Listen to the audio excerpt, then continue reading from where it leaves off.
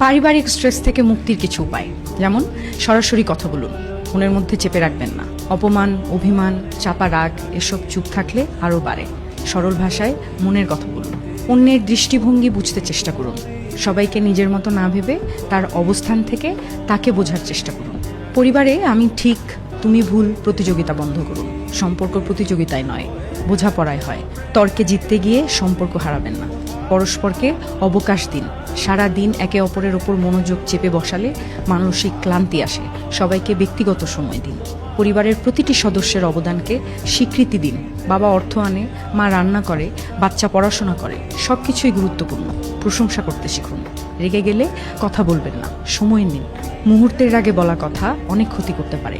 দম নিন, তারপর কথা বলুন। পরিবারের সবার জন্য একটা নিয়মিত রুটিন রাখুন, যেমন সপ্তাহে একদিন একসাথে খাওয়া, ছুটির দিনে গল্প করা। এতে বন্ধন গড়ে ওঠে। কোনো গোপন তথ্য গোপন রাখবেন না, যেটা ভবিষ্যতে সমস্যা হতে পারে। সত্য গোপন করলে সন্দেহ তৈরি হয়, যা স্ট্রেসের মূল কারণ। স্বচ্ছ সম্পর্ক গড়ে তুলুন। অর্থনৈতিক বিষয়ে একসাথে পরিকল্পনা করুন। টাকা পয়সার টান পড়লে বেশি স্ট্রেস কাজ করে। মাসিক বাজেট ব্যয়ের পরিকল্পনা একসাথে করুন। প্রয়োজনে পারিবারিক কাউন্সেলিং বা মধ্যস্থতা নিন।